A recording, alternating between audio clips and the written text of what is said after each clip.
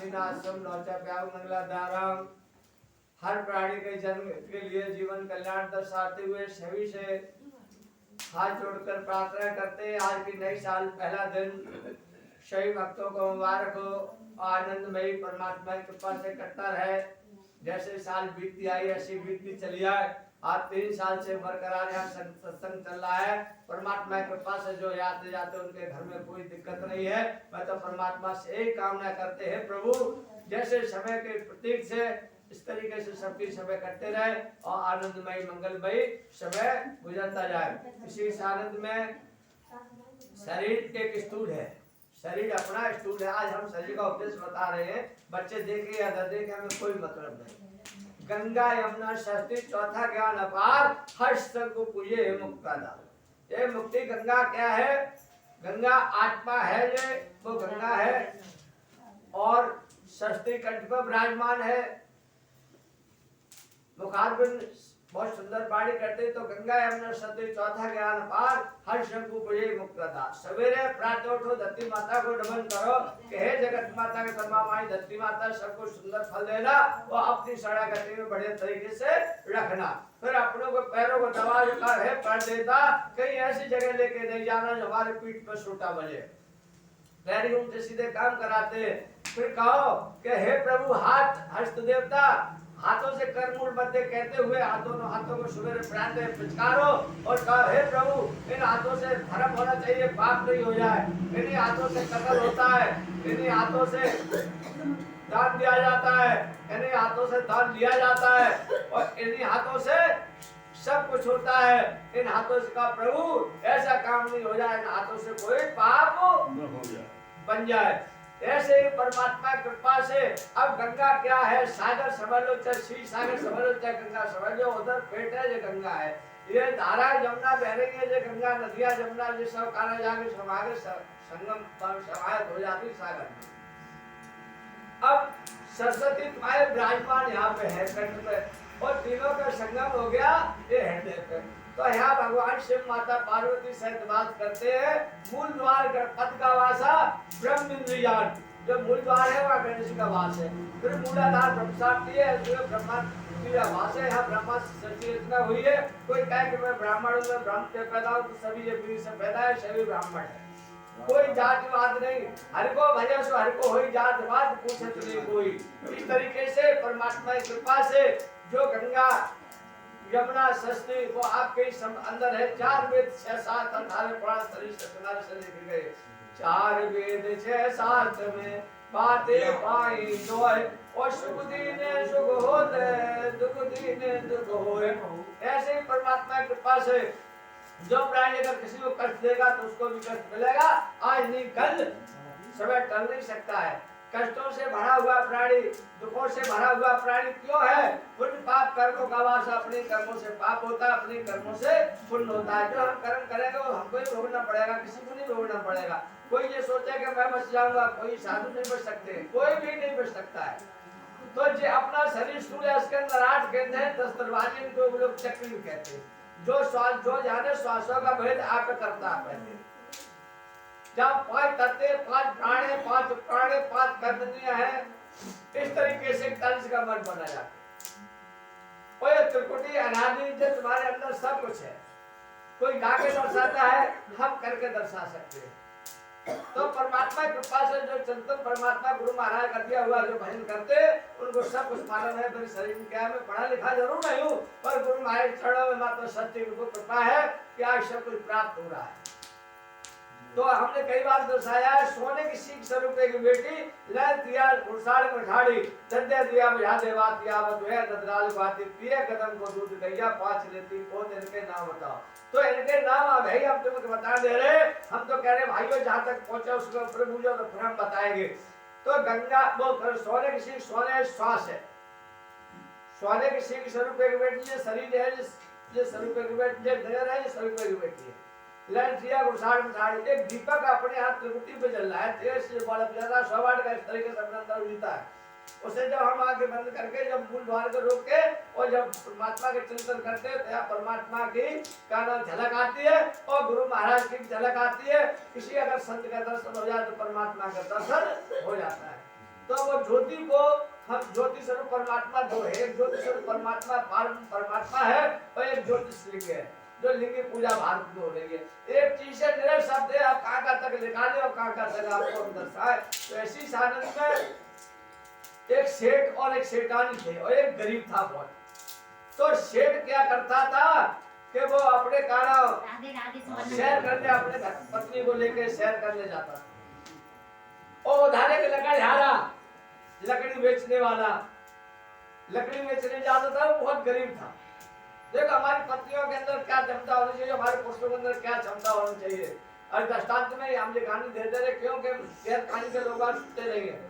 जब परमात्मा की कृपा क्या होती है कि वो सेठ और सेठानी सैर करने अपने गाड़ी में जा रहे थे और लकड़िया आरो विचारो करना बोझ लकड़िया को रखे हुए और खुद हाथ वो किरकिरा को चलो आए हो काय तरह के शरीर में क्षमता नहीं थी, भूखा प्यासा रहता था। तो वो सेठानी बोली कि सेठ जी कि जाए घर से बहुत आरामिन है। क्यों कि इससे घर की बहुत आरामिन है, इसके कारण ये दुखी है कि तो ऐसी है तो तू चली जा, इसका तुम दूर कर दे। आजकल कोई पुरुष कह सकता है तू जाके सभी चली जा, पर लेकिन वो जमाने की बात है, सत्य बात है, सत्य बात जो कहानी है वो सत्य है। तो सेठानी बोली कि तुम सत्य बताओ कैसा खानदान कोई तो चली जाए पैसा करे पैसा वालों करके दिखा दे। उनकी सेठिया देखो घर मान जाओ हम खानदानी तो है सो तो है ही है, पर लेकिन हम पति के कुछ कैसी हो तू जा। सब बातें तो पीछे से भगवान के पास से चल दी। जब वो चल दी तो आगे चल के क्या देखते हैं कि जैसे समय गुजरता गया और तैसे वो कदम आगे ना वो जैसे बढ़े तो वो गड़ियारे के पास पहुंच गए। उन्होंने कहा भैया आप तुम्हारे घर चलेंगे। उन्होंने कहा बेटी मेरे घर क्या करोगी जाके। अरे हम 2 पैसे की लकड़ी बेचते हैं, 1 पैसे का आटा लेते, 1 पैसे का दाल सब्जी ले लेते, पैसे मेरा करा हम 3-4 बच्चे हमारी पत्नी है, हम तुमको ले जाए क्या करेंगे क्या खिलाएंगे कि पहले अपनी पूर्ति होने से हम तुमको क्या खिलाए कि पहले आप लोग खा लेना फिर बाद में हमको खिलाना, हम तुम्हारे साथ चलेंगे। यदि आपकी राजी तो चलिए। तो चल पड़े तो भगवान के पास उनने कही एक बात बताओ कैसे कैसे तुम्हारा गुजारा होता है कि जो 2 पैसे की लकड़ी लेता हूँ उससे 1 पैसे का आटा लेता हूँ 1 पैसे से दाल लेता हूँ। तो जब उन्होंने कही कि जो आटा दाल छोड़ो मेहनत करना परिश्रम बहुत बड़ी चीज है, तो उन्होंने कही कि जो 2 पैसे मुझे दे दो। तो सेठानी ने वो 2 पैसे ले लिए तो उन्होंने गेहूं लिए। उनके घर पे चाकी है कि चाकी थे पर फूटी पड़ी है। उनकी ठीक है भाट तो रखे कहाँ रखे। सो उन्होंने वो गेहूं लिए तो जैसे आटा ले तो आटा आएगा आज 30 रुपया को 1 किलो और गेहूं ले तो 20 रुपया में मिल जाएंगे। तो इस तरीके से उन्होंने पहले बहुत कहना तो एक टका को 1.25 सेर आटा है तो गेहूं आएंगे तो आटा आएगा तो 1 सेर तो 1.5 किलो बढ़ेगा कि नहीं बढ़ेगा तो बात से कुछ संपन्न हो गए नहीं हो गए। तो वो जैसे ही घरे गई उनके से देख का लकड़ियां बेच को पैसा दे दे उनने 1 रुपया की दाल सब्जी ले ली और 1 रुपया को आटा दाल आटो ले लो चलो गेहूं ले ले। अब जाए कि जैसे वो तो उनके घर से आते पूरी बहुत जोड़ी थी तो बात से जा डरे कुत्ता साफ कर लेते पर वो साफ नहीं करते कोई बच्चा को साफ करवाती। आज हमने देखिए बहुत सी महिला अपने बच्चों से काम करवाती खुद नहीं करना जानती है।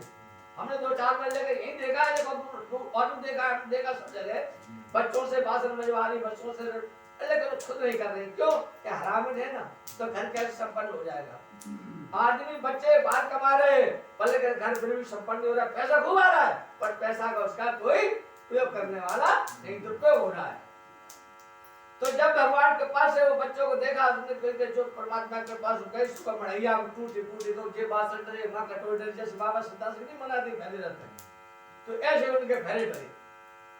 उनके हे प्रभु जाए कि जैसी मन गई सो मां बुरिया के 5 से बुरिया आती वह खुश हुई माने की जख हुआई गई। अब तक मेरे कौन पाए नहीं छुए जाने हमारे पाए तो छुए नहीं।